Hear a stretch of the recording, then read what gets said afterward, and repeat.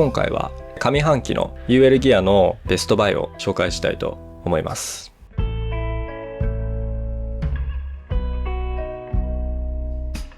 こんにちは、佐渡原です。今回は、山の道具だったり UL ギアのベストバイを中心に紹介していって、後半では、生活だったり、撮影機材で取り入れた軽量でコンパクトな道具も紹介したいと思います。前提として僕は山以外でも UL のね恩恵を受けたいと考えていて、自分の持っている全てのものを少なく小さくしていきたい、軽くしていきたいと考えています。時にはですね、一つの道具の軽さを追求するというよりかは、僕の持っている道具の総量を減らすということをね優先していることもあります。今回はですね、単純に買ってよかったものを紹介していくというよりかは、何を買って何を同時にね手放したのか、そういったこともね話していけたらと考えています。一部なんですけど、まだちょっとねフィールドで、実際に試してないものもあるので、そのあたりは現状の印象での話をしようかなと考えてます。で、今回紹介するギアの一部は、概要欄にも載せてますので、ぜひそちらからね気になる方はチェックしてみてください。それでは早速見ていきましょう。はい、というわけでまず一つ目ですね、こちらもういきなり大本命みたいなそんな感じなんですけど、マウンテンローレルデザインズのソロミットプロというね新しいテントです。DCF ですね。 280g です。これ知ってる人は多分結構少ないと思うんですけど、今年発売されたばかりの、シェルターで、インナーなしのフロアレスのシェルターです。で、このテントの特徴としては、オプションで蚊帳のスカートっていうのがねついてるんですね。開けるとこんな感じ。ちょっと全体を映すのが難しいんで部分的になっちゃうんですけど、DCF ですね。わからない方のために、簡単に説明しますと、DCF っていうのは、完全防水の生地で、水が入らない、そして風もほぼ通らないという高機能素材ですね。ここがテントの一番上ですね。補強されてます。こんな感じになっててベンチレーションになってますね。はい。フロントジップは YKK の多分アクアガードですね。僕はこういったコードとかガイラインはもう全部ね色交換してます。もともとはオレンジだったんですけど、僕はあんまりオレンジね好きじゃないんで、ペミとかも変えてるんですけど、この白いやつに変えてて、これは蓄光のガイラインになってます。なので暗闇で光るんですね。このテント、DCF はここまでなんですけど、ここから下にねスカート部分の蚊帳になってるネットのスカートがついてます。こんな感じで。で、一番下は切りっぱなしになってて、でここはボタンで留めてるって感じですね。このテントについて詳しいレビューはね今度行おうと思ってるんで、今回はこの辺にして、こちらのソロミットプロを購入するにあたって手放したのが、今まで僕がメインで使ってたハイパーライトのアルティメット1と、マウンテンローレルのイーベントビビー、この2つを手放しました。僕が今持ってるギアの役割を改めて見直した時に改善の余地があるなっていう風に感じたからですね。具体的にはですね、アルティメット1は、同じくねフロアレスのDCF のワンポールテントなんですけど、別売りのインサートもあって、それも持ってたんですね。で、このアルティメット1と、インサートの組み合わせっていうのは、かなりね、万能ではあるんですけど、僕はねインサートを一回も使わなかったんですね。理由としては、アルティメット1っていうのはねものすごく軽い 275g とかだっけ、ものすごくね軽いワンポールテントなので、その強みをね潰してまで快適性をね欲しいってあんま思わないっていうのがありますね。もちろんね誰かと一緒に行って使うようなテントであれば、快適性は結構欲しいなって思うんですけど、一人だったら別にいいかなみたいな、フロアレスでいいかなっていうので、結局インサートは使う機会がありませんでした。僕が持ってるシェルターの中で、役割をね考えるとしたら、軽さを重視して自然をね迎え入れる、そんなスタイルで寝るなら、タープ泊がベスト。そして逆に防風性だったりとか、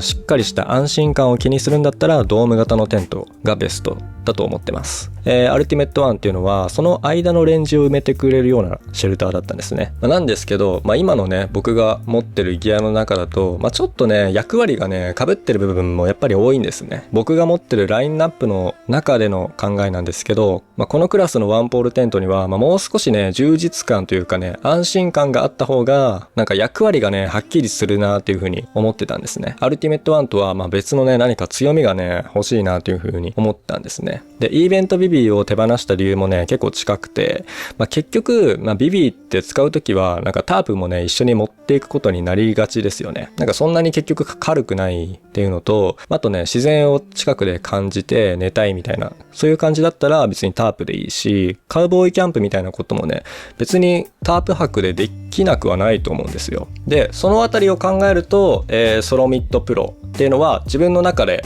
役割がはっきりしているかなっていうふうに考えていますね。こちらのソロミッドプロについてなんですけど、まず蚊帳付きなので、夏に強いですよね。夏でフロアレス使う際でも、快適に過ごせる可能性があるなというふうに考えてます。で、蚊帳のスカートがあることで、雨の跳ね返りもある程度ブロックできそうだなっていうふうに考えて購入しました。で、アルティメット1と、イーベントビビーという2つを手放して1つにまとめることができたっていうのが自分の中でね、結構大きいですね。で、今回 MLD から発売された、ソロミッドプロと同じくしてもっとね、軽量なクリケットプロっていうね、選択肢もあったんですけど、なんていうんですかね、オンスデザインみたいな感じの、自分には少し役割が合わなそうだなという風に感じたのと、あと撮影にもね、向かないと思うので、今回は僕はソロミッドプロをね、選びました。まだ実際になんかフィールドで試してるわけじゃないんで、なんとも言えないんですけど、僕は結構ね、楽しみですね。で、作りは全然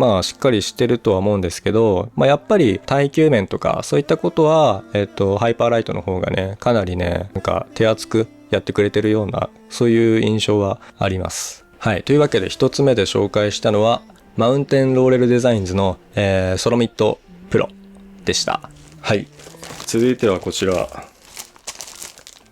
こちらはノーポリですね。農業でね、使われるようなフィルムなんですけど、これをね、グラウンドシートにしてる人がね、最近すごく多いです。とても軽くて、意外と耐久性もあったりして、みたいな。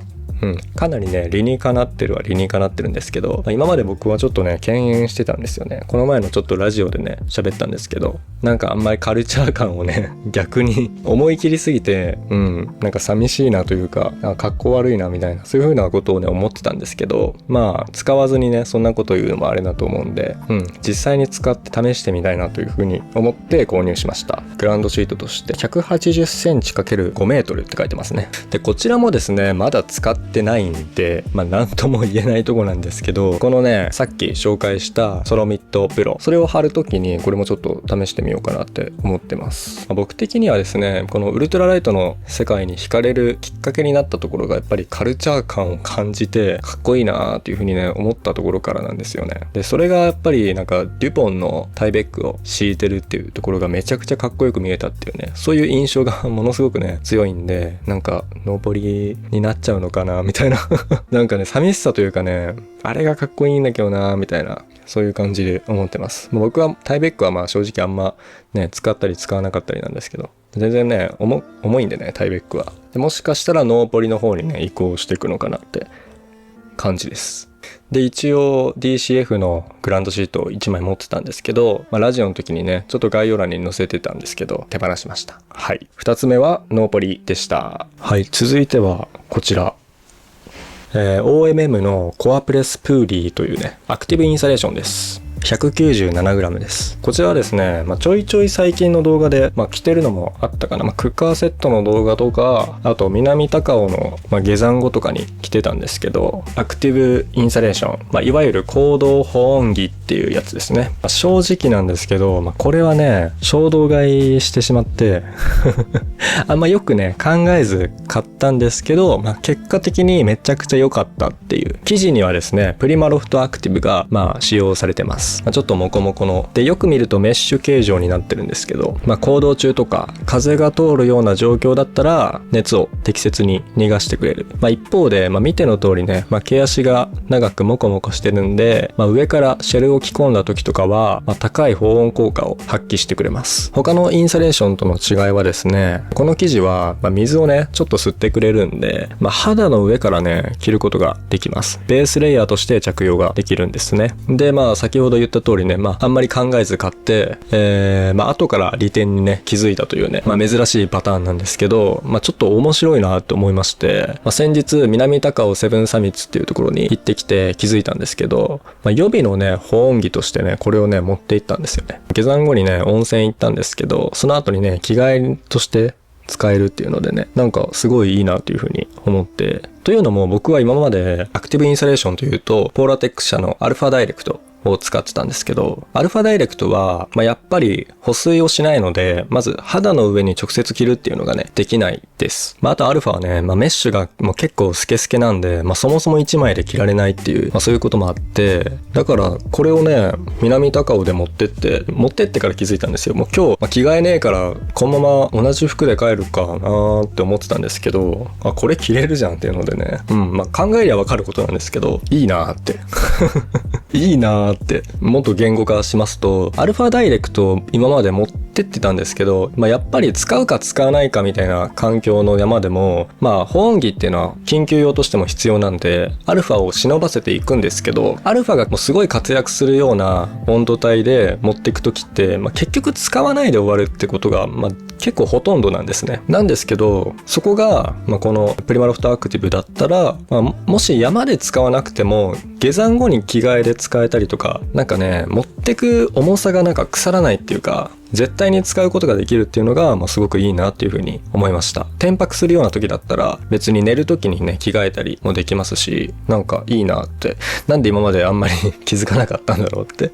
思うんですけど、今まで持ってってたね、アルファの T シャツと比べて、重さは倍にはなっちゃうんですけど、夏山でも、上行ったら寒いし、別にこいつがね、活躍する可能性もあるし、降りてからは暑いかもしれないけど、車で行ってたらね、冷房つければいいし、かなりね、面白いなっていう風に思いました。そう思うとですね、アルファはものすごく軽いんですけど、すごくね、限定的だったんだなっていう風に思いますね。なんか、アルファとプリマロフトアクティブは、カバーする温度帯がまず、全然違うなっていう風に思ってて、アルファに関しては、保温効果が、薄い。なので、なんだかんだ他のウェアだけでカバーしようと思えばできてしまう場面っていうのもね、すごく多いので、だから結果として持ってっても使わないことが多かったんですよ。こっちだったらね、何らかの形で使えるっていうのがあるんで、すごくね、それが気持ちがいいですね。やっぱり夏で、暑くてっていう状況だったら、アルファの方がね、より軽いですし、温度帯も近いんで、より効果的だなっていうのは思います。ベースウェイトを削れるっていうのはやっぱ魅力的だし、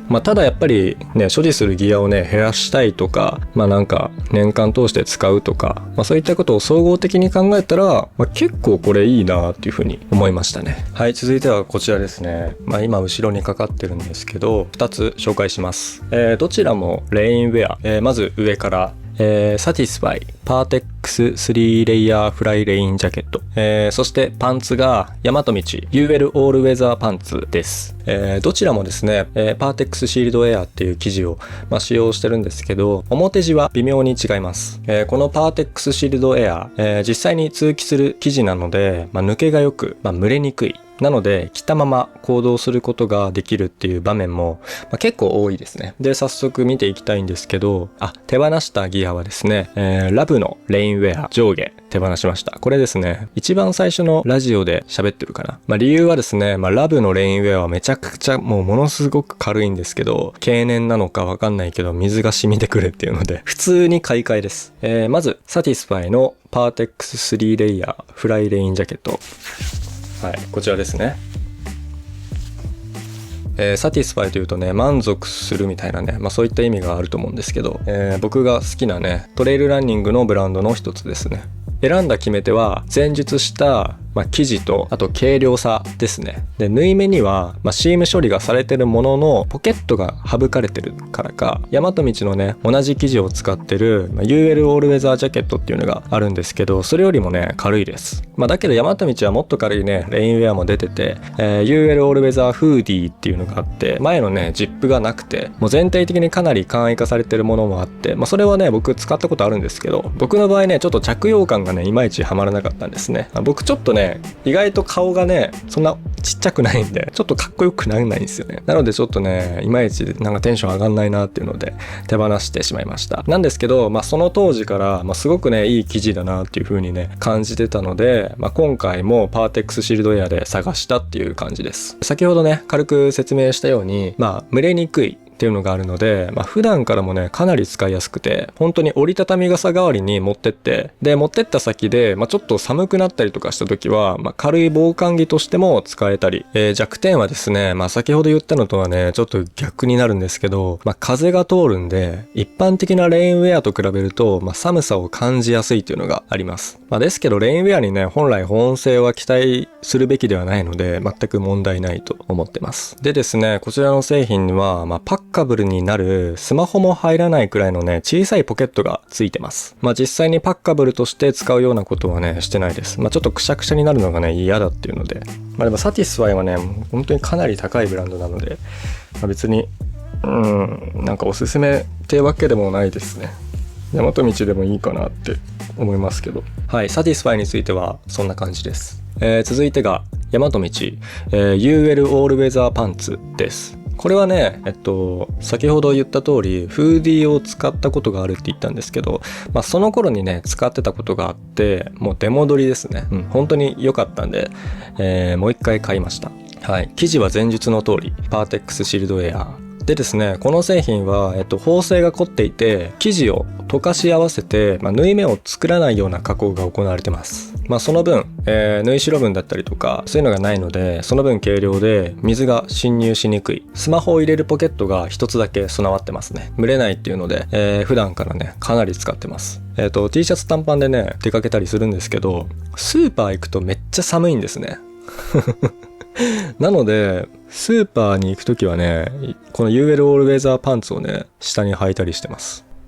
さってね上から履けるから、そういう使い方がね日常使いでもかなりね便利なのでおすすめです。以前はウエストがねドローコードだったんですけど、平紐に変更されてます。ホールド感はかなりありますね。重さ測るの忘れてた。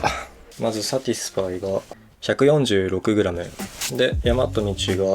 103g ですね。続いてはこちらもね大和道5ポケットショートショーツです。僕はですねパランテのショーツを持ってて、で2枚持ってたんですよ。1枚が黒で、もう1枚がなんか黄色っぽい緑っぽいやつ。黒の方がいいんだけどなーって思いながら毎回履いてたので、もうね手放しちゃって、でこれを買いました。であと買った理由が、やっぱりねめっちゃ軽い服っていうのがね1枚欲しかったっていうのがあります。なんか旅行とか、着替えとかで持ってかざるを得ない時、そういった時にねかなり便利なので、1枚はね、すごい軽い服が欲しいなっていう風にずっと思ってたので、この機会に交換したっていうそういう感じですね。でこれは本当にめちゃくちゃ軽くて、大和道のパンツの中でもめっちゃ軽いです。はい、こちらのサイズは L サイズですね。5ポケットショーツってことなので、5つのポケットがありますね。で、このモデルはウエストがこういう平紐になってます。かなりね、薄い生地です。一応リップストップみたいな生地になってますけど。で、ポイントとしてはまずポケット。前のポケットがこんな感じで、一般的なパンツのポケットよりも、ポケット口のえぐりがね、深くて、すごくポケットに手を入れ込みやすいです。ポケット、奥にはメッシュがついてるので、一応ポケットがベンチレーションの役割も果たしているといった形ですね。股ぐり。股にはですね、こういった1個パーツがね、分割されて入ってるんですけど、これが入ることによって駆動域が確保されます。こういった足上げがね、すごくしやすくなるという。後ろですね。この一番端っこですね。ここにポケットがついてます。横から見ると絶妙な位置にあるんですけど、これがね、スマホを入れるポケットですね。人の骨っていうのがここが出っ張ってて、でこっちがお尻で、絶妙にねこう邪魔にならない場所にスマホのポケットの置き場所があるっていう。ここに後ろポケット1個あって、でこっこには地図を入れる想定みたいですね。正直僕はここのポケットはね使わないんで、前2つとねここのスマホのポケットの、3ポケットショーツみたいなのもね、出してほしいなと思ってるんですけど、いかがでしょうか。服っていうのはベースウェイトに入んないんで、すごい軽い服を選ぶっていう人はねあんま多くないないかなって思います。実際、軽量すぎる衣服っていうのは、耐久性に劣るっていう傾向もあるかなって考えてますね。もちろんロングトレイルには適さないかなって思うんですけど、ただこういうものをね、1枚持ってると、旅行の時だったりとか、さっき言った通り着替えで持っていく時とか、かなり重宝するかなって思ってて、この前だと、京都とか、例えば1日目は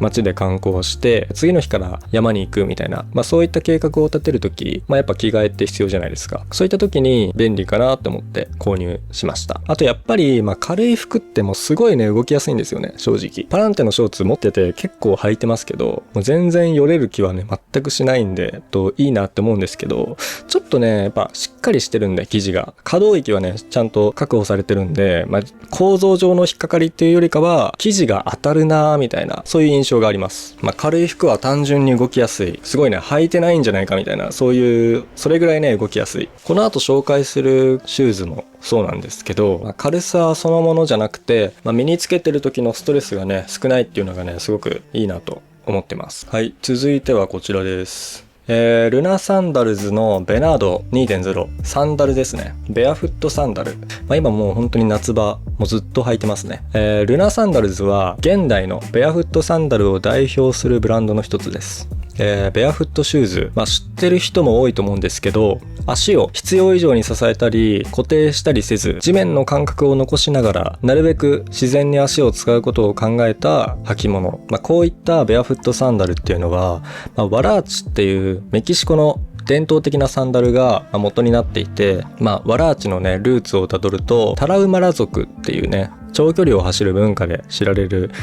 民族がいるんですけど、そこの人たちが履いてるのが起源になっていて、そこから、ここのねルナサンダルズの創業者がフルタイヤをソールに使った、サンダルを作ったのが始まりで、今のブランドにつながってるというところですね。はい、今のね、今のブランドはフルタイヤではなくねビブラムソールになってるんですけど、もう結構使ってるからあれだな、削れてきたな。で僕はですね以前、ゼロシューズのサンダルを履いてたんですけど、あれね薄すぎてはちょっと合わなかったです。なので、今年ねこのベナード 2.0 履くようになったんですけど、結構ねこれはちょうどいいかなって思ってます。同時に複数のねシューズを手放しました。でこれはもちろん山に行くためにね履いてるってわけじゃなくて、そういうモデルじゃないしね、日常の中でベアフットの感覚をね養いたいなっていうのと、靴下も履かないでいいし、結構シンプルだしすごくいいなっていうので買いました。でこのベナード 2.0、ビブラムのロゴの部分が、ちょっとした滑り止めみたいになってるだけで、ほとんどね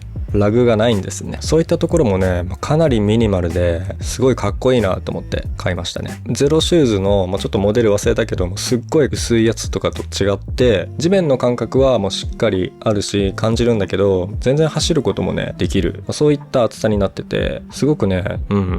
全然僕ベアフットサンダルは2つ目だから何とも言えないですけど、もうすごいね今んとこいいなって思ってます。はい、続いてはこちらハイパーライトのペミ。これはね動画出してるんでもう結構見てる人多いかなって思うんですけど、ミニジョイと比較した動画を出してミニジョイを手放しました。でこれはですね、普段使いもしやすくて、横からね開けれるんですよね。それが僕の決め手で購入して、普段使いにちょうどいいサイズだし、トレランとかもいけるっていう、僕の中ではそういう役割で購入しました。かなりねもう山でももう2回ぐらい使って日常使いもだいぶいいぞって感じで使ってます。で、コードはねもう白色に変えちゃってますね。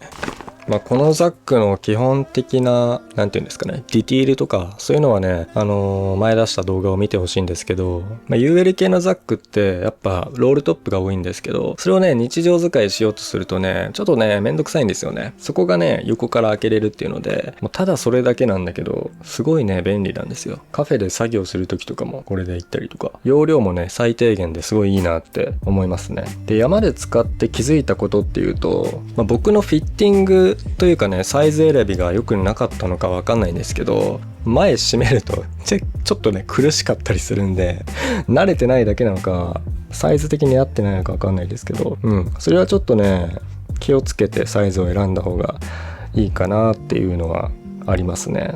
あとこのメッシュの形状になってるのが、結構ねなんか服とね擦れるのかわかんないけど、なんかねめっちゃ薄いメリノとかね着てると若干メリノにダメージがいったりとか、そういったことはあるかもしれないですね。僕のメリノちょっとダメージいってたんで、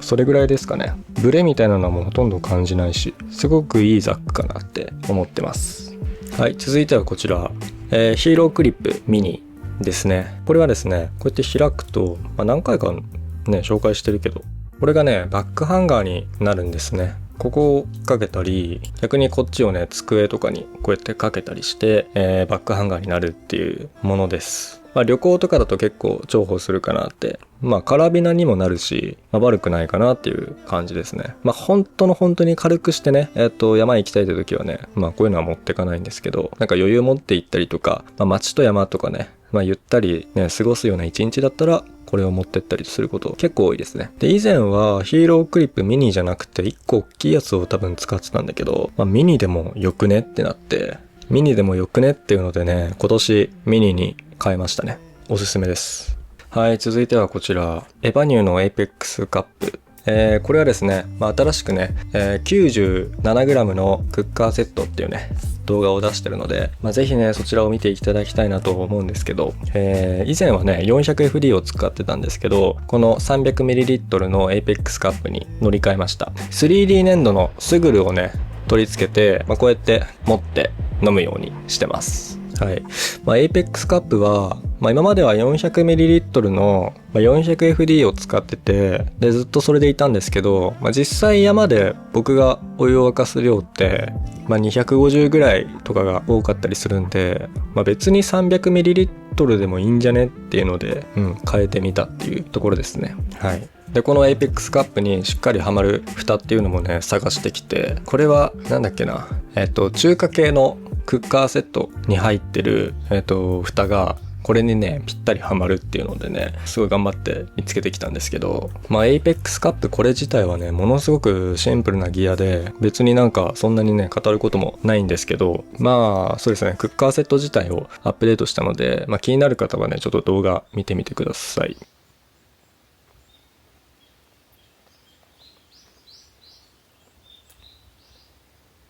はい、ここからはね、僕が生活でなんか物を減らすために買ったものとか、小さくてコンパクトで便利なものとか、そういったものをね紹介していきたいと思います。僕は山のギアについてはちゃんと自分なりのレビューっていうのをね書いてて、で手放した道具とか、理由、買った理由とか、それをね事細かに書いて、それを確認しながらちゃんとね、お話ししてるんですけど、生活の道具についてはねそういったものはね書いてないので、ちょっと場面で紹介していくことになりますね。まず一つ目、まず一つ目これですね。この前の、ラジオでもちょろっとねもう紹介しちゃったんですけど、卓上の扇風機です。これはですね、こういうね微妙な時期、なんかクーラーつけんのは悔しいけどちょっと暑いなみたいな時期にこれをねかなり使ってます。結構充電の持ちも良くて、首もね振ってくれるんで、すごくいいかなと思いつつも、一番のね購入の決め手っていうのは、結構ねこういう卓上扇風機ねすごいいろんなのあるんですよ。で僕の買った決め手っていうのはね、ここがねマグネットになってるっていうのがね決め手ですね。なんか棚とかにね貼っつけて仕事したり、このデスクのね下、天板のね下にねこうやってつけて足をね涼しくしながら作業をしたり、普通にこうやってね立てたりとか、こういうのもねよくやってますけど、普通に使ってて、結構小さいし、ちょっとね1個目紹介しました。もうこういうペースでいきますね、ここからは。はい、続いてはこちら、ハサミポーセリンっていうところのハサミ焼きの器ですね。メイドインジャパンみたいです。はい、これめっちゃ使ってて、で何が UL なんってとこなんですけど、僕結構ワンプレートで食べることが多くて、ご飯とおかずとみたいな、ワンプレートでね済ませられるっていうのと、あと絶妙に深くて広いんで、もう何でも食えるんですよ、これ1個で。カレーもいけるし、ラーメンもいけるし、パスタもいけるしみたいな、もう何でもいけるんで、お皿が減りました、これで。めっちゃ良くて、で2枚ねあるんですけどね、スタッキングもねコンパクトになって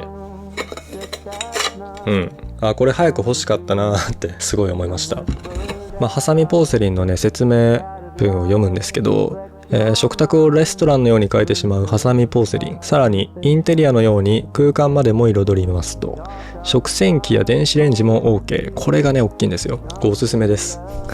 器こだわってる人、そんな多くはないと思うんですけど、こういうのがねお好きな方はねぜひでね、お皿ってねいっぱいあってもね、靴と一緒ですよね。僕も靴もねかなり減らしたんですけど、もうお皿ってねいっぱいあってもね口は1個なんでなんかねそうなんですよ。物をねめっちゃ減らしたくてこれ買ってよかったなって思ってます。なんかね増やしちゃうのってねいいなと思うのもあるんですけど、なんかね洗いたくないな、いちいち洗いたくないなっていうので物を買ってしまうっていうのもあると思うんです。だけどねその都度洗った方がいいと思うんですよ。結局最後その使った数洗うことになるんで、物はねちょっと僕は減らしていきたいと考えてます。はい、おすすめですこちら。はい、続いてはこちらアンカーのバッテリーですね。でコンセントも一体型になっているやつです。これね買ってよかったですマジで。250g ですね。そんな軽くはないんですけど、コンセント一体型っていうのとケーブルも一体になってますね。管理がねマジで楽っていうのと、その点については想像に難くないと思うんですけど、このねコンセントがマジで良くて、もう本当に充電のし忘れっていうのがねほぼほぼなくなるっていう、普通にこれをもう挿して寝るっていうので1万ミリで十分だなっていう風に思って、前までは2万ミリアンペアのバッテリーも持ってたんですけど、それが出てくるシチュエーションってもうロングで途中で充電とかねした方が良くないって思って、でこの1万ミリで、コンセント一体型に変えたんですね。なので、長いトレイルに行くときは、長いって言ってもそうね、日本国内で長いトレイル行くってなったらこれと5000ミリのちっちゃいやつ持ってったりするかなと思ってます。アンカーのバッテリーって重いよねっていう人も、いるとは思うんですけど、なんかね重さとか軽さとか、それ以上のなんかね気が楽になるところがあります、コンセント一体型は。はい。あとね急速充電でめっちゃ早いんでね、そこもポイント高いですね。あとなんだろうな、やっぱり生活で使うのと、山で使うのを一緒にしたいってなった時に、今までは、コンセントが別の2万ミリとかも持ってたけど、生活で2万ミリってもう絶対使わないんで、そうなった時にこういう1万ミリでもうその都度充電するっていうのでいいのではないのかなと思いましたね。もうかなりおすすめですねこれは。次はですね、撮影環境、作業環境周りのものをちょろっと紹介したいと思います。こちらはエレコムのトラックボールマウスのめっちゃちっちゃいやつですね。はい、かなりね小さいトラックボールマウスです。以前ね生活の軽量化ってことでデスク周りの作業環境をアップデートしたみたいな、そういった動画を出した時に軽く紹介してるかなと思うんですが、その時はねもう本当に買ってすぐの紹介だったんで、使い始めてすぐだから、分かんないこともあるみたいな、そういう風に言ったんですけど、もうね3ヶ月ぐらい使ったからこれめちゃくちゃいいですこれ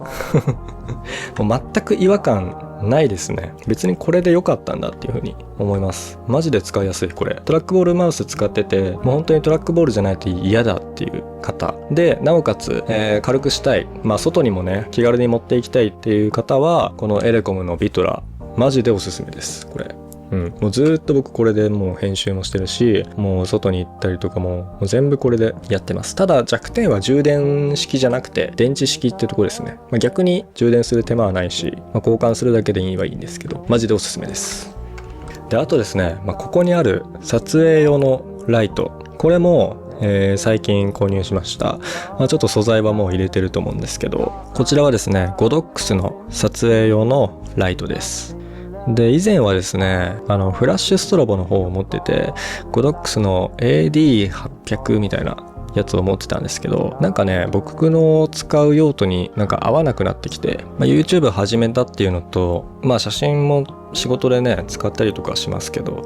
そんなガチガチのスペックを必要としないので、この動画用のライトでもいいかなっていうので変えてみました。暖色寒色のね、調整ができるのと、明るさもいろいろ自分でね調整できます。でですね、これの一番いいところっていうのが、スマホのアプリを入れてると、このね本体にスマホをかざすことで、接続できて、スマホから操作ができます。で、あとですね、このようにバッテリー部分を取り外して充電したりとか、バッテリーなしでも、タイプ C とかね、AC で、給電したり、そういったことができます。で、かなりコンパクトなんですよね。そこがやっぱり僕の、購入の決め手の一つかな。以前使ってたフラッシュストロボは、全く別物っていうのもあるんですけどね。バッテリーがなくなった時に、給電しながらっていうのがね、できなかったんですよね。なので今使ってる Godox の、こちらのモデル、これはかなりね、動画撮りたい人とか、そういった方にはね、かなりいいかなと思いますね。コンパクトだし、はい、こちらもおすすめです。続いてはですね、このカメラですね。はい。もう今撮影してるんでね、本体を映せないんで、別のカメラにね、切り替えて素材を入れようと思うんですけど、こちらはですね、ソニーの α7C2 です。僕今までは α7 4持ってて、でずっと使ってたんですけど、別に僕の用途であれば α7C2 でね、事足りるなっていうので思い切ってね、買い替えました。で、本体も軽くなったし、今つけてるレンズもね、かなり軽い方なので、いつも家で撮影するときはこのカメラのセットでだいたい撮ってますね。動画も問題なく撮れるしね、写真もいけるし、僕的には何ら問題ないなっていう感じですね。やっぱり僕はソニーのね、レンズ結構ね、α7 4の時から使ってて持ってるんで、今更ね、別のカメラに変えるっていうこともないですし、とりあえず今は α7C2 ね、これでいいかなっていうふうに思ってますね。撮影機材については、実はカメラっていうよりかは、周辺機材をかなりね、コンパクトにする工夫とか、かなりこだわってるので、もっとね、見てくれる人が、増えた頃に、出してもいいかなっていうふうに思ってます。ほとんどの方はね、実際、撮影機材っていうのはそんなに興味ないと思うので、いつかお見せできればなと思ってますね。はい。続いて、こちらのカメラで使ってる、超小型の雲台とクイックリリースです。これもね、結構最近かな、買ったのは。なんか雲台もなんか別にちっちゃいのでよくねって思って、はい。思い切ってね、購入しました。で、クイックリリースも合わせて、ちょっと探してね。で、今はこれで撮ってますね。実際に。雲台もね、なんかね、カメラちゃんとやりたい人はね、これじゃあちょっとみたいな感じだと思うんですけど、別にウルトラライトでね、山に行ってね、もう体も洗えないような状況に置かれるような人たちであれば、別にこれで何ら問題ないと思うんで、はい、そんな感じですね。はい、以上になりますね。はい、かなりたくさん紹介してきましたね。そうですね、結構買ってますね。結構買ってるなとは思いながら手放してもいるんでね。はい。というわけで、今回紹介した道具の一部をね、概要欄に載せてますので、ぜひそちらから確認もしてみてください。一応ね、Amazon セールも近いってことなんで、なんか Amazon で買えそうなね、僕が最近買ったものとかもね、合わせて概要欄に入れておこうと思います。はい。というわけで、上半期もね、ウルトラライトマガジンをご視聴いただきありがとうございました。去年のね、11月ぐらいから始めて、まだ半年ぐらいなんですけど、結構いろんな方にね、見ていただけるようになってきて、すごくね、嬉しいというか、モチベーションがすごくあります、今。なので、このままね、続けていけたらなと思ってるので、ぜひね、次は12月にもね、1年を総括したね、ベストバイ出そうと思ってるので、そちらもぜひ、お待ちいただき、だいぶ先ですけど。というわけでご視聴いただきありがとうございました。それではまた次の夢で。Hold me tightly like I was there. Face the things that you don't dare. Whisper softly in your ear.